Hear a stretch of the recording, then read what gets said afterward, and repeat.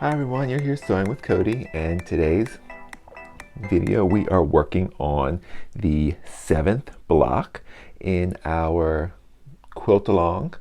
So we've already completed all of our 4 big center blocks.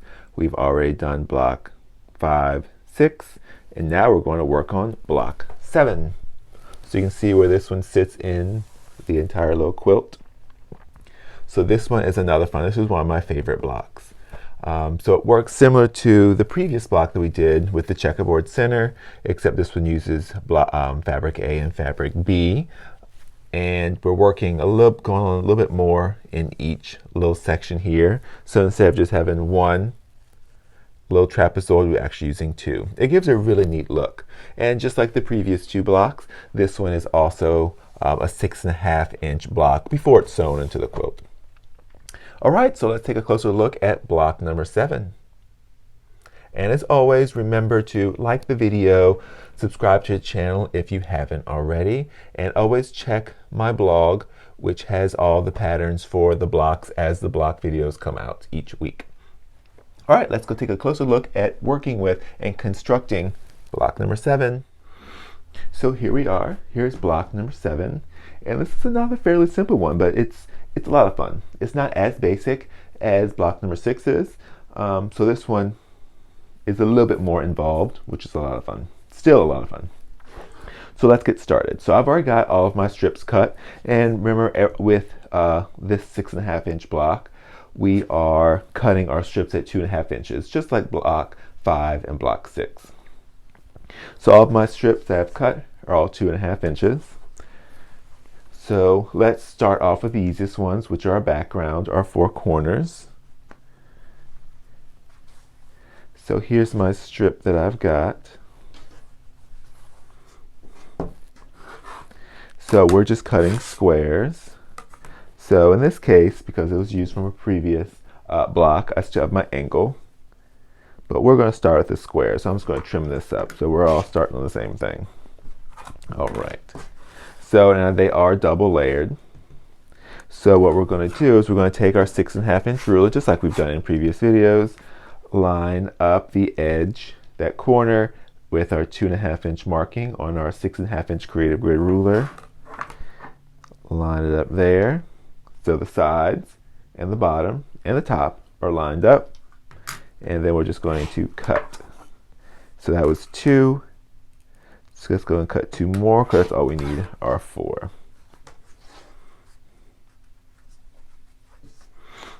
So now we're going to need 4 large background trapezoids.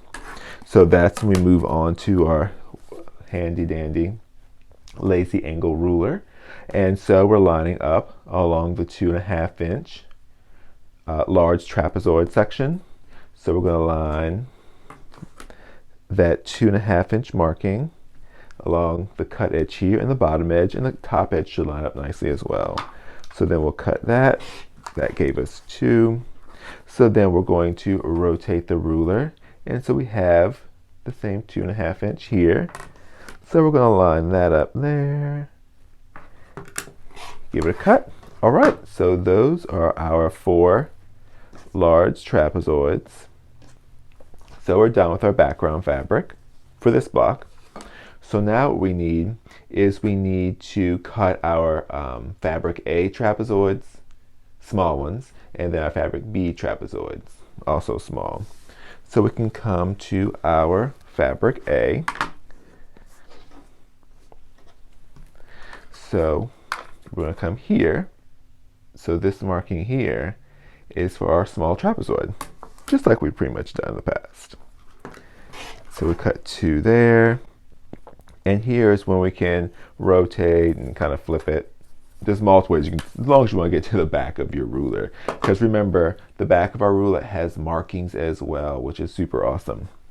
So we're going to line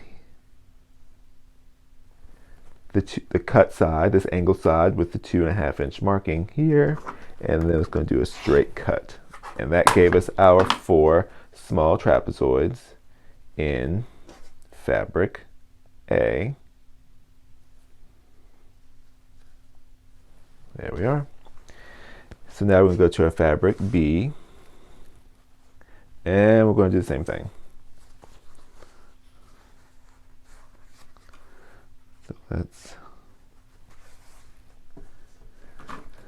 So we're going to cut the 2.5 small trapezoid.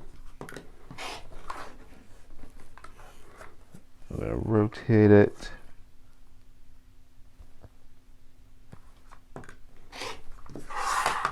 All right, so there are those 4. Now we need to cut for these squares. So I mentioned this in block, the previous block, block 6, how since we're just doing one block, we're just going to cut individual 2 individual 1.5 inch squares from fabric A and 2 1.5 inch squares from fabric B. But if you were making a whole bunch of these and they were identical, you can cut a whole long strip that's 1.5 inches and then of each one, and then sew those strips together long ways, then press the seams and then chop up rectangular segments. It will look just like this, and then you'd have a rectangle with a green top and a pink bottom, and then you can just rotate them back and forth, creating this little checkerboard, that little 4-patch. But since we are just making just one, we're just going to cut individual squares. So here I've got some leftover 2.5 inch pieces. So what we're going to do is, since we just need 2 1.5 inch squares from here, what we're going to do is we're going to take our handy dandy 6.5 inch ruler. And so we're going to cut a rectangle that's 3 inches wide or long by 1.5 inches wide. So we've got 3 by 1.5. And so we're just going to cut that off. So here we've got a 1.5 by 3. So then we can rotate this ruler till we have the extra 1/2 inch markings. So we easily can lay down here along the 1.5 and 1.5 and just cut it in half. So now we'll have 2 squares that are each 1.5 inches. And we're going to do the same thing with our extra little pink fabric here. So we're going to line it up with the 3, line it up with the 1.5, so from 1.5 to 3. So we'll give that a little cut. And we'll give this a little cut. And then we'll just cut this little guy in half. There we are. So now we're done cutting our little pieces. So essentially what we'll do is we'll start laying out things to start sewing. So this is kind of how this is going to go down. So this is the center. So what we'll do is we'll just lay these pieces on top. Get our little pins. So now we've got those, so we can set those aside. So we're going to start with our large trapezoids, background trapezoids. So we'll lay those out. So the first thing we're going to do is we're going to sew fabric B to them first. So if we look at, we can see we've got a background trapezoid and then fabric B, which is sewn onto it. And then we'll do that for all 4, and then we'll come back and cut off some of that trapezoid and some of that fabric B. So this is going to be what our first block is going to look like. So we'll go and lay this. And remember, just like we've done in previous videos, make sure we have a little extra tail here and here, the little doggy ear. And we'll do this to all 4.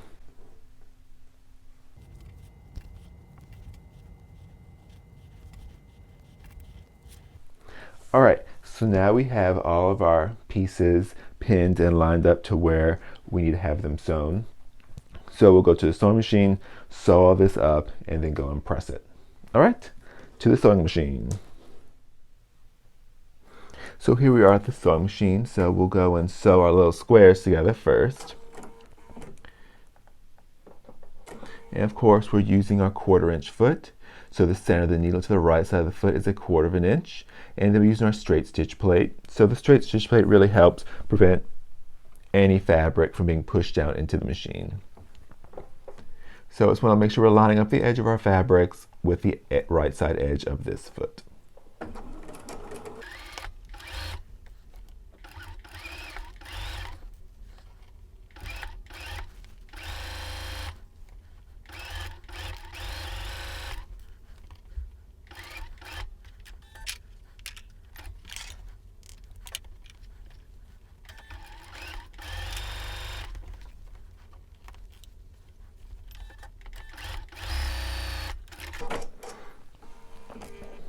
All right, so we've got all our pieces sewn.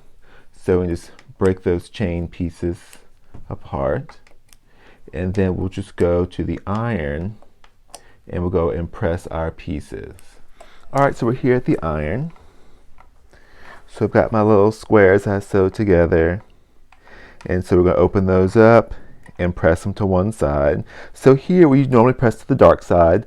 Well, here both fabrics are dark, so it doesn't matter which side you press them to. However, it does matter that you press them to both to the same color, to the same side, because the way we're going to rotate them and then resew them. So in this case, we're just going to press it towards this teal fabric, which in my case is fabric B. But in your case, it may be different color-wise, because you may actually have one that's darker than the other. But we just want to make sure that when we press them both towards that side. Because what we'll do next, just like we did in block 6, is we're going to flip them. So this seam's going this way. Here, this seam's going this way. So they'll interlock those seams. So just like that. Nice and pretty. So now we'll come here, and then these are more obvious. We're pressing to the dark side. And like I always mention, make sure those seams are laying nice and flat. There we are. So here are our pieces. So now we're going to go back to the cutting table. I feel like I'm in the kitchen. Going back to the cutting table, and we're going to cut some more off of these 4. But this right here, this is done. This just needs to be sewn. So when we go back to the sewing machine and sew something additional to this, we'll just go back and sew that. All right, so let's go to the cutting table and continue. So we're back. So we've got those pieces which we're going to take and sew. And so here are our blocks that we just finished pressing and sewing. So now we're going to cut some off of this. So let's see, where do we need to cut? So if we look at this block here, and this is something you can do, especially once you've made a few and you have an idea of what you're supposed to do, but when you get to this second cutting stage, you may second guess. So you can always go and look at the PDF files and the instructions on my blog. Or, well, you can also do that. You can watch the video over and over again. But we can look at one that you've already made, like this little block here, and we can look here. So we can look and see, okay, so I've got my long side here and my shorter side here, which is what we've got here. So this is the orientation of that this block is going to be. So we know our next piece is going to lay something like that. So it's almost identical, it's perfect. So we can look here and see, okay, we need to cut an angle here. So if we go to our ruler, which is right here, so we know we're going to be cutting this piece off here. So what we're going to do is, so when we come and cut this, we're going to be cutting from the square. We'll basically be cutting another large trapezoid, just like we did when we originally cut these background pieces. So we're just going to line up this side here and this bottom side with that 2.5 inch larger piece, that larger trapezoid, and we're going to cut this side off, just like that. So now what we'll do is we'll do this to all 4 pieces, and then we'll go and we'll sew that to this. So let's cut the rest of these.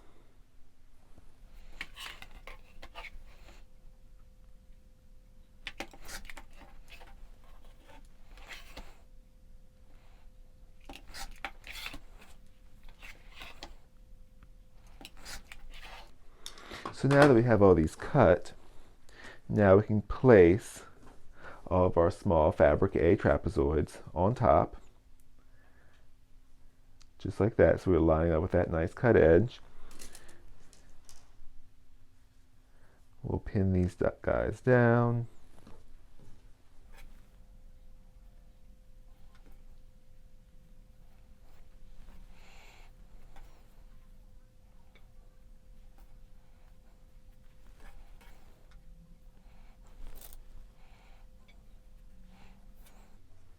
Alright, so we've got all four of these all pinned and ready. So we also need to take this guy with us. So we can go and we can line up those notches. Just like that.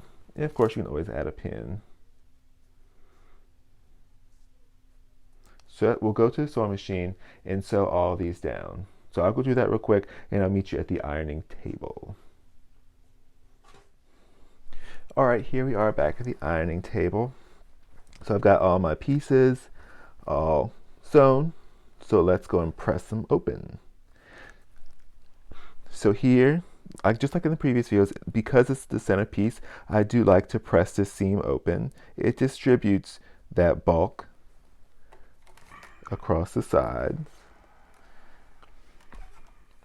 But since we locked in those notches, look, that point is perfect. So we're going to do the same thing here. Well, not really. We're just going to press them to the dark side here. There's no need to open this seam. And the same thing, just make sure you press them so they're nice and flat.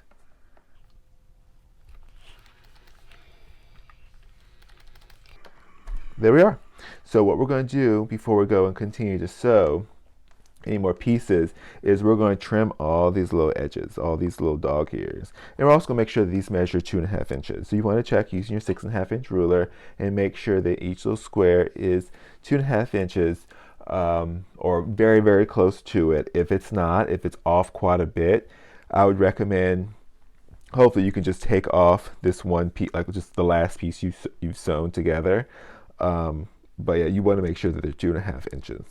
If not, your block won't come out to be the right size. But if it's off just a little bit, there's always, it's fabric, it stretches, so we're always able to kind of manipulate it and make it work. All right, so let's go to the cutting table, and then we'll just finish sewing these together. We're almost done. A lot of these blocks are fairly easy and quick. All right, so here we are.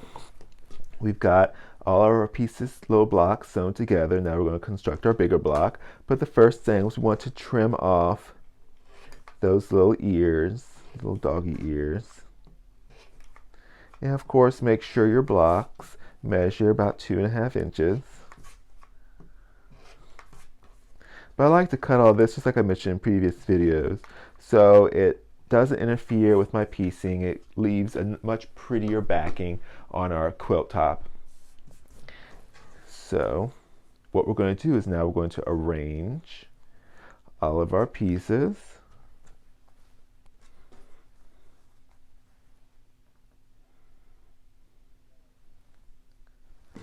So here's what the quilt block is going to look like. Oops. There we are.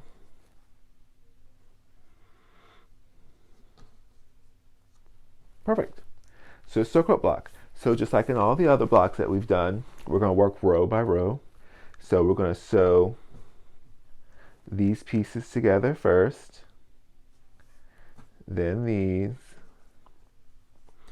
and then these, and then we'll press them, and then we'll sew those 3 rows together to make our finished block. We are almost done. So I like to take my little stacks, almost like a little deck of cards, to the sewing machine so I can sew each row by row, all in chain pieced. All right, so I'll meet you at the cutting table. Nope, I will meet you at the ironing board to press these out, and then we'll just finish sewing them together. But like I said, we are almost done. So here we are with my little pile of rows sewn together. So now we're going to press them out. But first we're going to lay them out so you can see the orientation. So just like in the last block, we are going to take the top and bottom row and we're actually going to press them towards the lighter side of the fabric. So this row, they're going to be pressed out. Same thing here. And in this row, we're actually going to press them in. So we're going to press them inward. And the reason we do them this way is just like the way we do a lot of things. The reason why we press them in different or opposite directions is so all those little corners and those little intersections will interlock. So when we go and press this, or go and attach this one, so here this piece and this piece will interlock. So I'll go and take my little binding clips and bind those together.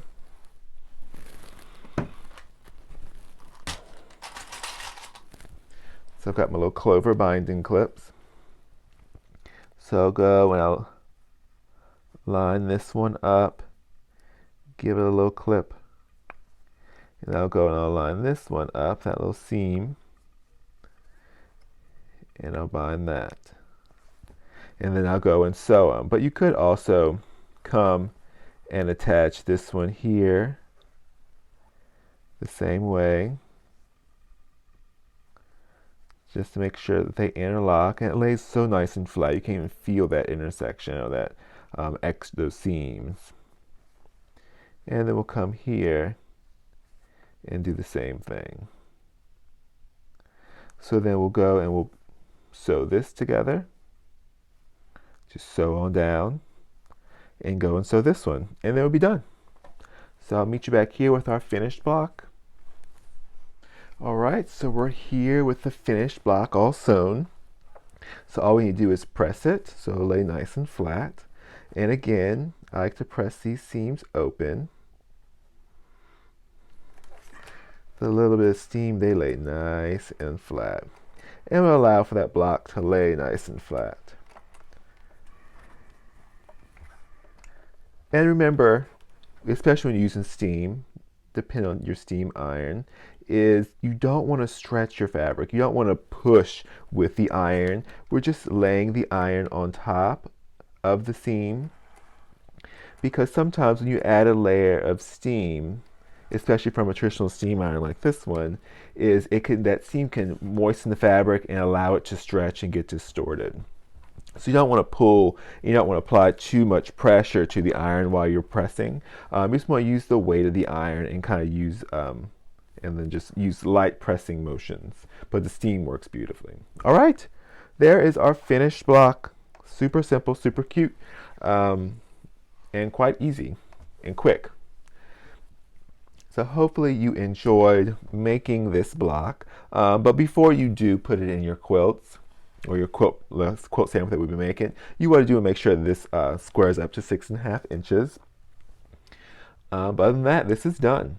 So just make sure to go to the blog, which is in the description below, and you can get the pattern with all the pictures. So like I said, you can watch the videos many times as you want, but I do have the pattern files on the blog for each month, for each week after the video has been uploaded.